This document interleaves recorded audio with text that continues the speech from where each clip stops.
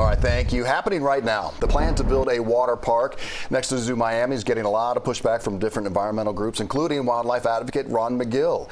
Magill argues the project would affect the neighboring Pine Rockland area, which is inhabited by some of South Florida's endangered species.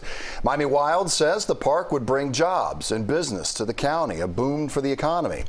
Miami-Dade County Commission pushed back voting on the proposal for the controversial water park until December 12th. So if they vote no, this project will not be built on the environmentally sensitive habitat at Zoo Miami. So this morning we want to talk about it. We're hoping to get some clarity about the project, maybe even a solution ahead of a rally that's set for this weekend. So joining us is wildlife advocate Ron Magill. We appreciate you being here. And one of the managers of Miami Wild's Water Park, Paul Lambert. Paul, we appreciate you joining us as well. Let me start with you. There's been a lot of twists and turns here. Where do you stand with the project at this hour?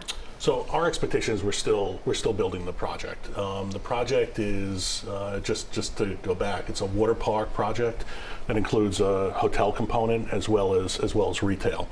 And this is a project that's been long in planning since 1997. Actually, it's entirely done by the county. We only got involved in about 2013, and actually only had a ground lease since 2022 on the project. So this is not a developer-driven project. This is a project that was a vision of Miami-Dade County and the zoo in order to create an economic development and support for the zoo particularly in South Dade area, and financially support the zoo as well. And Ron, the contention is that this is going to be a big boon for the economy. It's going to create jobs.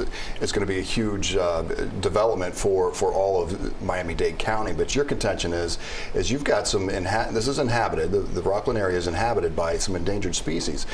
But a lot of people say, is it really that big of a deal? We're talking about a beetle or maybe a bat. No, it is a big deal because all of this is connected to us. You understand, whether it's the bats that eat the insects that can spread disease, can be agricultural pests, whether it's the beetles and butterflies that pollinate the flowers and plants that feed all the rest of the wildlife, it's all connected. This is the most critically endangered habitat in the state of Florida. Let me make this very clear. In 2006, I voted for this. I was one of these people who got on the chain and said, hey, listen, you need to vote for this. What we have learned in the last 17 years tells us no, it was a mistake. This is totally, it's like my grandmother smoked, okay? When we learned the research, I didn't smoke, okay? Because we learned that this is not a good thing for the environment. I tend to also disagree a little bit with the economic boom. I think that the water park tend to be more of a parasitic element against the zoo, that it's going to take attendance away from the zoo. I don't think people will go to the water park and the zoo, number one. But the traffic contention also, I live there. The traffic is unbelievable. I have not seen good solutions to the traffic, to mitigate the traffic without getting into more critical habitat. Well, let's just talk about this, because when we're talking about this boom, right, because you're saying it's going to generate, what, $2.2 million in the first year, going to create some 300 jobs. But we're looking at federal lawsuits that have really kind of stopped this, right? And the Park Service has already admitted that it didn't do the review that it needed to do in order to get this passed properly. And I just want to quote for you from one of the commissioners, Regalado, saying, I believe there are 4 different reasons why we should terminate this contract. Do you feel like there's writing on the wall here? Not really. First of all, the federal government's made clear in all their court filings that, in fact, they're admitting to a mistake, or a mistake that they believe that they've made, and that they're ready, willing, and able to correct it. We've said all along there's something called a Section 7 process. So that just to be very clear, this is Section 7 of the Endangered Species Act, which is done hundreds of times a year across the United States to ensure that the impacts to endangered species, wildlife, are mitigated to the greatest extent. We said back in a letter in 2021, December 2021, that we weren't going to start construction until that process was complete.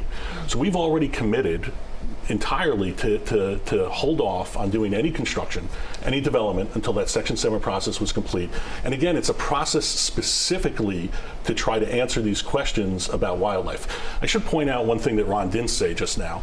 This is entirely being built on a parking lot, on an existing parking lot at the zoo. None of this is being built in a forest. None of it is being built in critical habitat for any of these species. So there is no direct impact on any of the species, number one.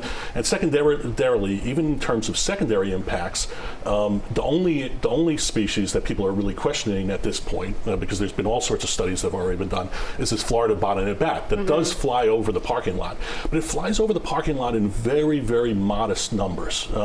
It's considered high activity, but even that is there's 18 bats per night per recorder that our science shows that were recorded on the parking lot. So this is not a substantial. This is not an area that's bat central. That's bat nirvana. This is an area that's very common in South Dade and throughout Miami-Dade County in terms of bat activity, and we're prepared to mitigate it. Number one, and number two, what are we really talking about? We're talking about a bunch of slides, very narrow slides, no buildings that go above 35 feet where the bat flies. So the impacts are very, very modest on what's really a 48-acre parking lot. I got to get your reaction to that, Ron, quickly. First of all, it is high activity for the most endangered bat, designated high activity by Fish and Wildlife. The Miami Wells had studies done by Johnson Engineering, a contracted area.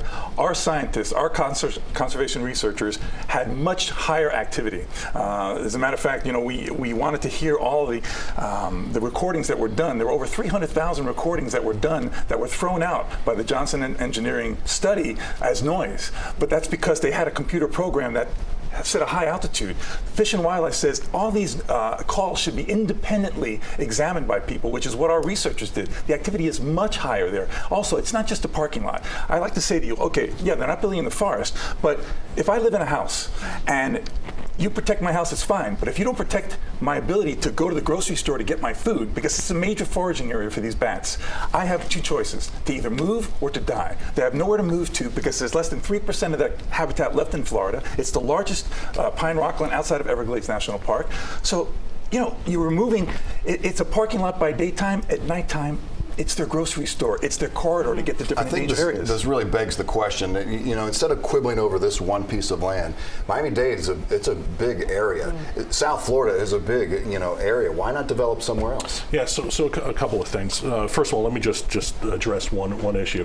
This notion that there's different studies, right, with different data. It's true. There are two different studies.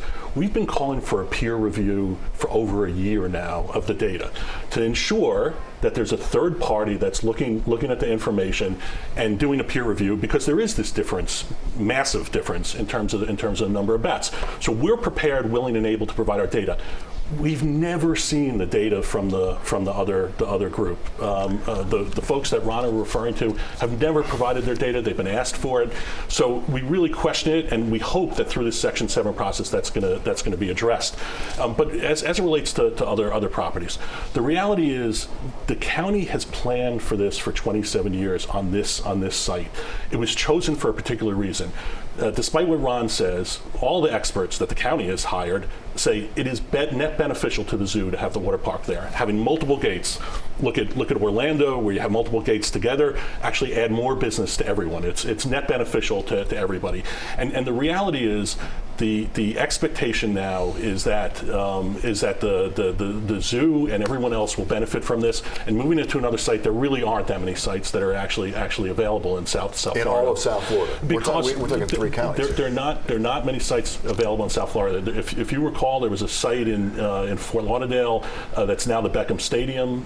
That site was talked about as a water park around Joe Robbie Stadium, or what's now Hard Rock Stadium. That was talked as a water park, but it's now the tennis center. There's very few sites that are really well located and have the capacity for this. I'm going to give you the last word, Ron, and also want to talk about this rally that you have coming up this weekend. I was at a race this past weekend, the Homestead race, and I spoke with the incoming vice mayor of Homestead, and he said, we have plenty of sites. We want to have it down here in Homestead. The race, President Al Garcia at Homestead Speedway said, we'd love to have it here. There are many other options. And that's environmentally sound. Environmentally safe, exactly. Okay, and you got a rally this weekend? We have a huge rally tomorrow. So if people want to see what the constituents feel about this environmental, come out to the rally tomorrow at 10 o'clock at Zoo Miami. All right, we appreciate both of you coming in with your perspectives. Great input, great insight. All right, happening tomorrow morning, a Let Them Thrive rally, as Ron was just talking about, taking place with this project at Zoo Miami. That rally is expected to help inform the community about the facts of this issue. It starts at 10 a.m. in front of the site where the water park would be built. All right, coming